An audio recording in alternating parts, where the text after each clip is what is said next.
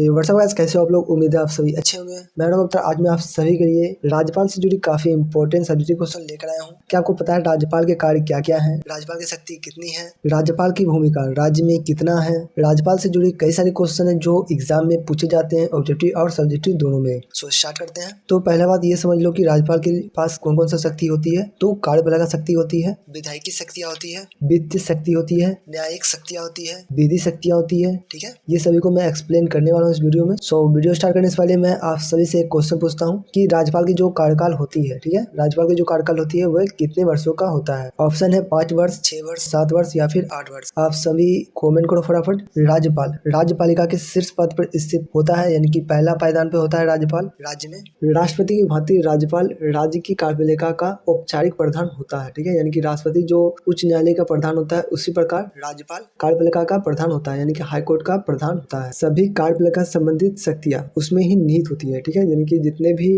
राज्य में कार्यपालिका है उन सभी का जो शक्तियां है वो राज्यपाल में निहित होगा, जिससे वह स्वयं या अधीनस्थ कर्मचारी के द्वारा, यानी कि स्वयं के द्वारा या फिर कर्मचारियों के द्वारा, जो भी उनका कर्मचारी है उसके द्वारा इस शक्तियों का प्रयोग कर सकता है। उसको प्रशासन कार्य में सहायता और मंत्रालय देने के लिए मंत्रिपरिषद होती है, जो समूह रूप से राज्य की विधानसभा के प्रति उत्तरदायी होती है। राज्य की वास्तविक कार्यपालिका शक्ति मंत्रिपरिषद में ही निहित होती है, यानी कि राज्य में जो वास्तविक कार्यपालिका शक्ति है वह सभी शक्ति मंत्रिपरिषद में होती है। ठीक है, निहित होती है। राज्यपाल के अधिकार और कार्य, यानी कि राज्यपाल के अधिकार क्या है और कार्य क्या क्या है। तो इसमें पहला है कार्यपालिका शक्ति, एक्सिक्यूटिव पावर। संविधान के अनुसार राज्य की समस्त कार्यपालिका शक्ति राज्यपाल में ही निहित होती है। ठीक है, जिसके अनुसार वह स्वयं या अपने अधीन पदाधिकारियों के द्वारा, यानी कि जो भी उनके अधीन पदाधिकारी है, ठीक है, कार्यरत है, उनके द्वारा राज्यपाल इस शक्तियों का प्रयोग करता है। राज्यपाल को कुछ इस प्रकार की शक्तियां दिया गया है, जिसमें पहला है वह मुख्यमंत्री को नियुक्त करता है, यानी कि राज्य में जो मुख्यमंत्री होता है उनकी नियुक्ति राज्यपाल के द्वारा की जाती है। उसी के राय से अन्य मंत्रियों की नियुक्ति होती है। ठीक है, यानी कि मुख्यमंत्री के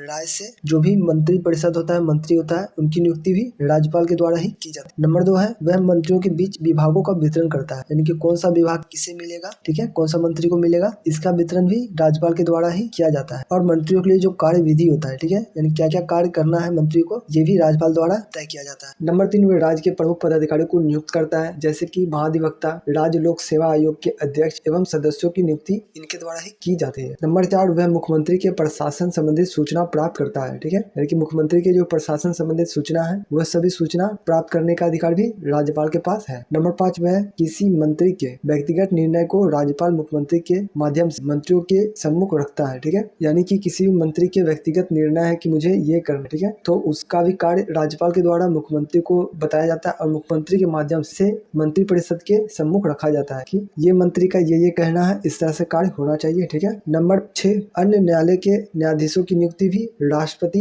राज्यपाल की राय से लेता है। ठीक है, यानी कि अन्य न्यायालय के जो न्यायाधीश की नियुक्ति होती है वो भी राष्ट्रपति राज्यपाल की राय से लेता है, यानी कि राष्ट्रपति उसकी नियुक्ति करता है पर राज्यपाल के राय के बाद। ठीक है। नंबर 7 आपातकालीन की स्थिति में राष्ट्रपति के आदेश पर कार्यपालिका शक्ति का वास्तविक प्रयोग करता है। ठीक है, यानी कि आपातकाल अगर किसी राज्य में लगाया गया, ठीक है, उस समय राष्ट्रपति के आदेश पर जो कार्यपालिका शक्ति है उस शक्तियों का प्रयोग वह राज्यपाल करता है। नंबर 8 वह राज्य के विश्वविद्यालयों के कुलपति के रूप में भी कार्य करता है। ठीक है, यानी कि राज्य में जो विश्वविद्यालय होते हैं उसके कुलपति के रूप में भी कार्य करते हैं कौन, राज्यपाल। नंबर 2 है विधायी शक्तियां, यानी कि लेजिस्लेटिव पावर, ये भी दिया गया है राज्यपाल को। इसमें पहला है वह विधानमंडल का अधिवेशन आहूत करता है, सत्रावसान की घोषणा करता है और विधानसभा को भंग कर सकता है, यानी कि विधानमंडल का जो अधिवेशन होता है उसको बुलाने का पावर भी राज्यपाल के पास होता है, सत्र बैठाता है, घोषणा करता है, ठीक है, और उसे भंग करने का भी अधिकार राज्यपाल के पास होता है। इसमें नंबर 2 है आम निर्वाचन के बाद विधानमंडल के जो प्रथम संयुक्त अधिवेशन की घोषणा होता है ये भी राज्यपाल के द्वारा घोषित किया जाता है, ठीक है, संबोधित किया जाता है। नंबर 3 वह किसी विधायक के संबंध में 1 या 2 सदस्यों को आदेश भेज सकता है, यानी कि वह किसी विधायक के संबंध में जो 1 या 2 विधायक होता है उसे डायरेक्ट नियुक्त कर सकता है, डायरेक्ट भेज सकता है कार्य करने के लिए। ठीक है। नंबर 4 यदि विधानसभा में आंग्ल भारतीय समुदाय का प्रतिनिधित्व नहीं हुआ है तो वह इस समुदाय के 1 या 2 प्रतिनिधियों को विभाग सभा में मनोनीत कर सकता है, यानी कि चुन सकता है डायरेक्ट। ठीक है, 1 या 2 विधायक को, यानी कि विधायक जो होता है वो डायरेक्ट चुनाव जीत कर आता है, पर राज्यपाल के पास ऐसी पावर होती है कि वो 1 या 2 विधायक को डायरेक्ट मनोनीत कर सकता है, चुन सकता है और उसे कार्य के लिए भेज सकता है। नंबर 5 राज्य विधानमंडल द्वारा पारित विधायी, यानी कि राज्य विधानमंडल द्वारा जो पारित कानून होता है, विधायकी होता है, उसे कानून तभी माना जाएगा जब इस पे राज्यपाल अपना सहमति जाहिर करेगा, सिग्नेचर करेगा। ठीक है, तभी इसे कानून के रूप में माना जाएगा। इसमें ध्यान रखने वाली बात है कि वह साधारण विधायक को पूर्ण विचार के लिए लौटा सकता है। ठीक है, वह साधारण विधायक है तो उसे पूर्ण विचार के लिए लौटाया जा सकता है, किंतु अगर दोबारा ये पारित हो जाता है तो उसे हस्ताक्षर करना होगा, उसके लिए वह बाध्य है। ठीक है, इस पे उसे सिग्नेचर करना होगा। नंबर 6, ऐसा विधायकों को राष्ट्रपति की स्वीकृति के लिए रोका जा सकता है। यानी कि कुछ ऐसा विधायकी है जिसका संबंध व्यक्तिगत संपत्ति पर कर लगाने से है या उन वस्तुओं पर कर लगाने से है जिन्हें संसद ने जीवन के लिए आवश्यक माना है। यानी कि संसद ने जीवन के लिए आवश्यक माना है, उस पर कर लगाने से है कानून, या फिर जिनका संबंध अंतर्राष्ट्रीय व्यापार से है। अगर ये तीनों में से किसी से संबंधित है तो उन विधायकों को राज्यपाल रोक सकती है राष्ट्रपति की स्वीकृति के लिए। ठीक है, कि राष्ट्रपति की स्वीकृति होगा तभी इसे आगे मैं सिग्नेचर करूंगा। ठीक है, और इसमें ये ध्यान रखने वाली बात है कि इसकी कोई टाइमलाइन नहीं है। ठीक है, कि 6 महीने तक रोक सकते हैं या फिर साल भर तक, 5 साल तक। ठीक है, ये अनलिमिटेड है कि कब तक रोकना है, कि कोई टाइमलाइन गाइडलाइन नहीं बनाया गया, जिसके कारण कई सारे ऐसे कानून है जो कि राज्यपाल ने इस तरह से रोक रखा। ठीक है, जिसके कारण टाइमलाइन नहीं दिया गया, जिसके कारण 5 साल 6 साल या उससे भी अधिक समय के लिए इसे रोक दिया गया। नंबर 7, राज्यपाल विधानमंडल के विराम काल में अध्यादेश जारी कर सकता है। यानी कि राज्यपाल विधानमंडल का जब कार्यरत नहीं होगा, ठीक है, कार्यरत मतलब विधानमंडल स्थगित रहेगा, ठीक है, कार्य नहीं होगा, तो उस समय अध्यादेश जारी करने का भी अधिकार राज्यपाल को दिया गया है, कोई भी कानून बनाना है या फिर हटाना। नंबर 8, राज्यपाल विधान परिषद के 1/6 सदस्यों को मनोनीत कर सकते हैं। ये कुछ थे विधायकी शक्तियां। ठीक है, अब बात करते हैं वित्तीय शक्ति। अब नंबर 3 है वित्तीय शक्ति, यानी कि फाइनेंशियल पावर भी राज्यपाल को दिया गया है। इनमें से पहला है विधानसभा के धन विधेयक को प्रस्तुत करने के पूर्व राज्यपाल की स्वीकृति आवश्यक, यानी कि विधानसभा में धन विधेयक को प्रस्तुत जो किया जाता है उससे पहले राज्यपाल की स्वीकृति होना चाहिए। ठीक है, वो आवश्यक। नंबर 2, प्रत्येक वर्ष आरंभ में विधानसभा के सामने राज्य का बजट प्रस्तुत करना राज्यपाल की दायित्व है। यानी कि हर एक साल शुरुआत में विधानसभा के सामने राज्य का बजट प्रस्तुत करना ये भी राज्यपाल का दायित्व है, कार्य है। नंबर 3, राज्यपाल की सिफारिश पे ही अनुदान की मांग रखी जाती है, यानी कि किनको किनको दान करना है, किनको किनको बांटना है, ये भी राज्यपाल की सिफारिश पे रखी जाती है। वह विधानसभा की पूरक, यानी कि विधानसभा के बाहर या फिर अंदर, ये दोनों हो सकता है। ठीक है। नंबर 4, वह राज्य की आकस्मिक निधि के व्यय की अनुमति दे सकता है। ठीक है, यानी कि राज्य में जो आकस्मिक निधि यानी कि आपातकालीन स्थिति में, जैसे कि बाढ़ आ गया, आंधी आ गई, कोहरा आ गया, जिसके कारण कुछ नुकसान हुआ राज्य में, तो उस स्थिति में जो खर्च की अनुदान है ये भी राज्यपाल के द्वारा अनुमति दी जा सकती है। ठीक है। नंबर 4, न्यायिक शक्तियां। अब बात कर लेते हैं नंबर 4 न्यायिक शक्तियां के, जस्टिस पावर, जुडिशियल पावर। इसमें पहला है उच्च न्यायालय के न्यायाधीशों की नियुक्ति में राष्ट्रपति राज्यपाल के परामर्श पे लेता है, यानी कि उच्च न्यायालय के जो न्यायाधीशों की नियुक्ति होता है उसमें राष्ट्रपति राज्यपाल के परामर्श पे करता है। ठीक है। इसमें दूसरा है जिला न्यायाधीशों की नियुक्ति एवं पदोन्नति राज्यपाल के अधीन क्षेत्र है, यानी कि जिला न्यायाधीशों की नियुक्ति करना और पदोन्नति यानी कि उसकी प्रमोशन करना। ठीक है, ये भी राज्यपाल के क्षेत्र में आता है। नंबर 3, संविधान के अनुच्छेद 161 के अनुसार, ठीक है, संविधान के अनुच्छेद 161 के अनुसार राज्य सूची के विषय के संबंधित में भी किसी विधि के विरुद्ध अपराध करने वाले दंड को राज्यपाल कम कर सकता है, स्थगित कर सकता है, दूसरे दंड में बदल सकता है या फिर माफ कर सकता है। यानी कि राष्ट्रपति के जैसा ही राज्यपाल को भी न्यायिक शक्तियां दी गई है, जिसमें अनुच्छेद 161 के अनुसार अगर किसी को सजा हो गया, ठीक है, उस सजा को कम करना, स्थगित करना या फिर दूसरे सजा में बदलना, ये सभी राज्यपाल के पास पावर दिया गया है अनुच्छेद 161 के। नंबर 5, विविध शक्तियां, मिससेलेनियस पावर। नंबर 1 है राज्यपाल राज्य प्रशासन के संबंध में समय समय पर राष्ट्रपति को अपना प्रतिवेदन देता है, यानी कि बताता है। ठीक है, समय समय पर राज्यपाल राष्ट्रपति को ये सभी बताता है। इसमें नंबर 2 है वह राज्य के विभिन्न आयोग का वार्षिक प्रतिवेदन विधानमंडल के पटल पर रखता है, यानी कि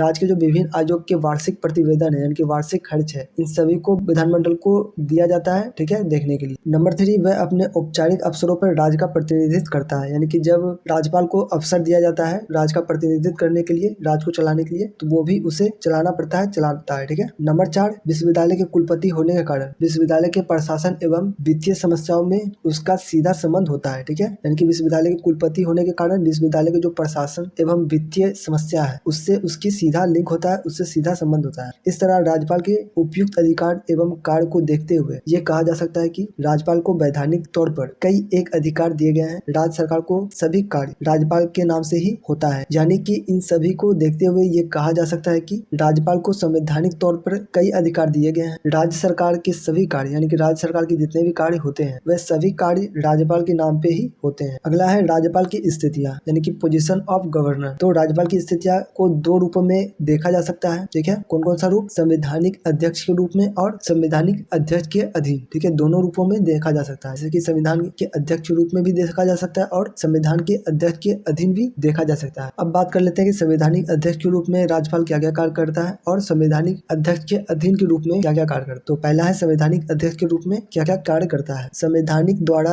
राज्यों में संसदीय शासन की व्यवस्था की गई है। इस शासन में शासन की शक्तियां ऐसे मंत्रियों में निहित होती है जो सामूहिक रूप से विधानसभा के प्रति उत्तरदायी होती है। अतः मंत्रिपरिषद राज्य का वास्तविक प्रधान है और राज्यपाल केवल एक संवैधानिक प्रधान। सुनील कुमार बोस और दूसरे लोग बनाम मुख्य सचिव बंगाल सरकार मुकदमे में कोलकाता उच्च न्यायालय ने भी ये निर्णय दिया है कि वर्तमान संविधान के राज्यपाल मंत्री के सलाह के बिना कोई भी कार्य नहीं कर सकता है। ठीक है, वर्तमान में जो भी राज्यपाल है वह मंत्री के सलाह के बिना कोई भी कार्य नहीं कर सकता। उसकी स्वामित्व से यह व्यक्तिगत रूप से कार्य करने की शक्ति को छीन लिया गया है। यानी कि राज्यपाल जो व्यक्तिगत रूप से जो कार्य करता है, यह कार्य करने का जो शक्तियां है उसे छीन लिया गया है। उसे मंत्रिमंडल के परामर्श के द्वारा ही किया जाना चाहिए। ठीक है, ये ऐसा उच्च न्यायालय ने कहा है। इसलिए उसे अपने मंत्रिमंडल के सलाह से ही कार्य करनी चाहिए। कुछ राज्यपाल ने अपनी स्थिति के संबंध में जो वक्तव्य दिए हैं यानी कि बताए हैं, उसमें राष्ट्रपति के संवैधानिक अध्यक्ष होने का आभास मिलता है। उदाहरण के लिए सरोजिनी नायडू ने अपने आप को सोने के पिंजरे में बंद चिड़िया बताया। यानी कि सरोजिनी नायडू ने बताया कि मैं सोने का चिड़िया तो हूँ पर पिंजरे में बंद हूँ। ठीक है, बिना उनकी सलाह से कोई भी कार्य नहीं कर सकता। वहीं महाराष्ट्र के भूतपूर्व राज्यपाल श्रीमती विजय लक्ष्मी पंडित का विचार था कि यह पद व्यर्थ है, इसे समाप्त कर देना चाहिए। यानी कि राज्यपाल का जो पद है ये व्यर्थ है, इसका कोई मतलब नहीं बनता है। बिना मंत्री का कोई भी पावर अगर यूज नहीं कर सकता, ठीक है, उसके पास पावर है ही, तो ये पद व्यर्थ है, इसे समाप्त कर देना चाहिए। यदि कोई व्यक्ति इस पद को स्वीकार करता है तो उसको पद नहीं वेतन का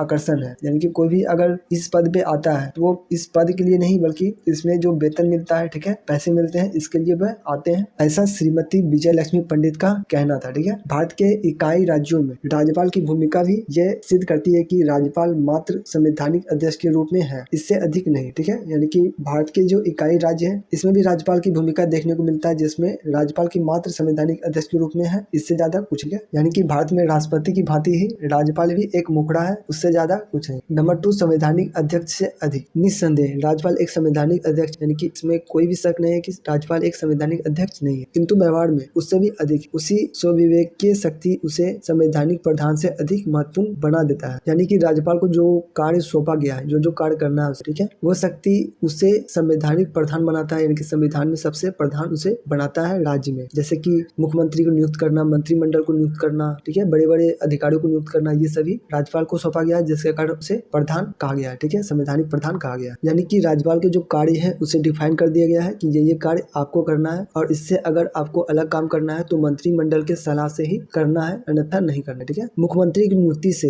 राज्यपाल को साधारण कोई विशेषाधिकार प्राप्त नहीं है, फिर भी कभी कभी वह नियुक्ति पर भी प्रभाव डाल सकते। जैसे यदि राज्यपाल विधानसभा किसी भी दल को स्पष्ट बहुमत प्राप्त नहीं है, यानी कि विधानसभा में किसी भी दल को स्पष्ट बहुमत प्राप्त नहीं है, इस अवस्था में सत्ता दल में फूट पड़ जाती है, यानी कि सत्ता दल अलग अलग बढ़ जाती है, तो राज्यपाल मुख्यमंत्री की नियुक्ति में स्वविवेक प्रयोग कर सकता है। यानी कि अगर किसी के पास बहुमत नहीं है प्राप्त, बहुमत प्राप्त करने की स्थिति में है कि हाँ कुछ दिन बाद ये पुरा लेगा, तो उस स्थिति में भी राज्यपाल के पास पावर है कि वो मुख्यमंत्री को नियुक्त कर सकता है अपने विवेक के अनुसार। ठीक है, जिसमें उदाहरण दिया गया है 1967 ईस्वी में चतुर्थ आम चुनाव के बाद ऐसा परिस्थिति पैदा हुई जब 8 राज्यों में परिस्थिति से निपटने के लिए एक समान रास्ता नहीं अपनाया गया। कहीं तो सर्वाधिक स्थान प्राप्त दल के नेता को मुख्यमंत्री बनाने के लिए आमंत्रित किया गया। मंत्रिमंडल को भंग करने के संबंध में भी राज्यपाल को स्वविवेक से कार्य करने का अधिकार है। यानी कि मंत्रिमंडल को जो भंग करना है इसका पावर भी राज्यपाल के पास है। संविधान के अनुसार जब तक मंत्रिमंडल को विधानसभा में विश्वास प्राप्त है, यानी कि जो बहुमत का सीट होता है वह मंत्रिमंडल के पास है, तब तक राज्यपाल उसे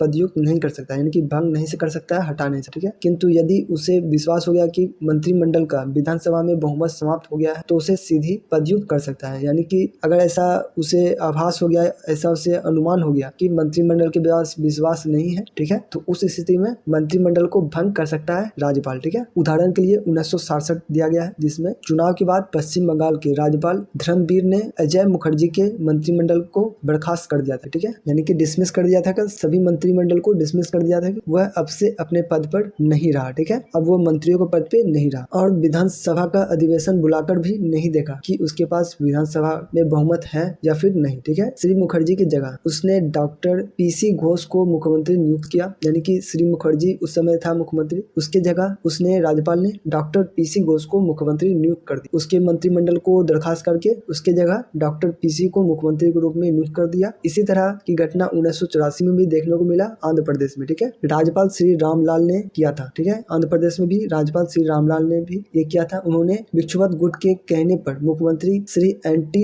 रामा राव को बर्खास्त कर दिया था। बाद में काफी जन आंदोलन हुआ और विधानसभा के अंदर और बाहर श्री रामा राव के व्यापक समर्थन को देखते हुए उन्होंने पुनः मुख्यमंत्री नियुक्त कर दिया। यानी कि 1984 में आंध्र प्रदेश के राज्यपाल ने भी, ठीक है, उस समय जो वहाँ के मुख्यमंत्री थे आंध्र प्रदेश के, उसको दरखास्त कर दिया, निलंबित कर दिया। जब ज्यादा आंदोलन होते देखा अंदर और बाहर तो फिर से उसे नियुक्त किया। इसी तरह एक और घटना है 1989 का। इसमें भी बिना विधायकी शक्ति का परीक्षण किए हुए, यानी कि उसके पास बहुमत है या फिर नहीं, ये बिना आकलन किए हुए कर्नाटक के राज्यपाल श्री वेंकट सुब्बैया ने अप्रैल 1989 को, ठीक है, 1989 को वह मुख्यमंत्री श्री एस.आर. बोम्बई को बर्खास्त कर दिया, ठीक है, इनके उसे हटा दिया और वहाँ राष्ट्रपति शासन लागू कर दिया। विधानसभा को भंग करने के संबंध में भी राज्यपाल को स्वविवेक का प्रयोग करने का अवसर मिलता है। यानी कि विधानसभा को भंग करने के संबंध में भी राज्यपाल को स्वयं निर्णय लेने का एक पावर मिलता है, जिससे वह प्रयोग करता है कि विधानसभा को भंग करना है या फिर नहीं। सामान्यतः वह अपने इस अधिकार का प्रयोग मुख्यमंत्री के परामर्श से करता है। यानी कि नॉर्मली वो जो ये इस पावर का प्रयोग करता है वह मुख्यमंत्री के परामर्श से करता है, परंतु इस संबंध में जो सुविवेक का प्रयोग करने का अवसर तब प्राप्त होता है जब दल बदल के कारण, यानी कि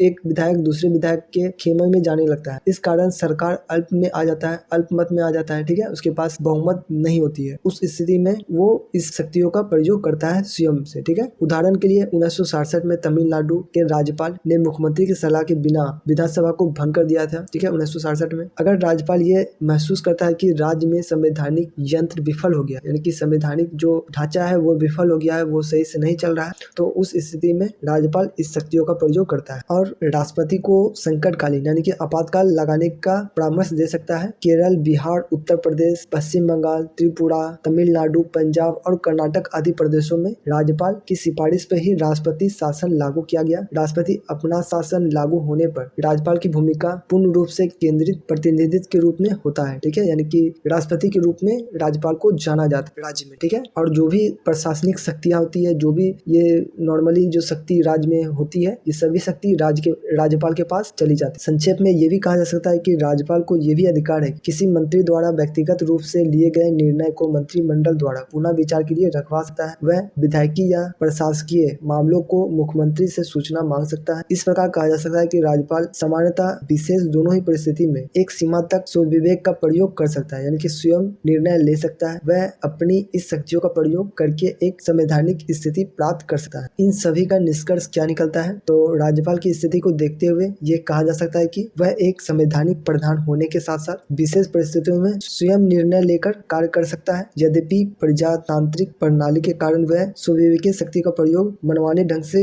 नहीं कर सकता, फिर भी राज्य प्रशासन में उसकी भूमिका महत्वपूर्ण होती है, यानी कि अपना मनमाना शक्ति का प्रयोग नहीं कर सकती है। राज्यपाल मंत्रिमंडल के सलाह पे ही शक्तियों का प्रयोग कर सकती है, फिर भी जो प्रशासन में उसकी भूमिका होती है उसमें उसकी भूमिका महत्वपूर्ण होती है। तो इस प्रकार राज्यपाल की शक्तियां लिमिट तो है, बट मुख्यमंत्री को हटाने का शक्तियां भी राज्यपाल के पास है। अगर मुख्यमंत्री बहुमत सिद्ध नहीं करता है, बहुमत उसके पास नहीं होता है, अगर राज्यपाल को ऐसा लगता है, तो इस स्थिति में राज्यपाल मुख्यमंत्री को उसके पद से हटा सकती है, राष्ट्रपति शासन लगा सकती है, ठीक है। जब प्रॉपर मुख्यमंत्री की नियुक्ति हो गई हो, मंत्रिमंडल की नियुक्ति हो गई हो, तो राज्यपाल मनमाना ढंग से राज्य में कार्य नहीं कर सकती है, उसे प्रॉपर मंत्रिमंडल की सलाह पर ही कार्य करना होगा, ठीक है, ऐसा बताया गया है। तो आप सभी को क्या लगता है, राज्यपाल की भूमिका राज्य में होनी चाहिए या फिर नहीं? आप सब कमेंट कर जरूर बताना। आज के लिए इतना ही। उम्मीद है आपको ये वीडियो पसंद आया होगा। पसंद आए तो इस वीडियो को लाइक करना। नेक्स्ट वीडियो आपको किस टॉपिक पे देखना है आप कमेंट कर बता सकते हो। मिलते हैं फिर एक नई वीडियो के साथ, तब तक लिए जय हिंद, वंदे मातरम।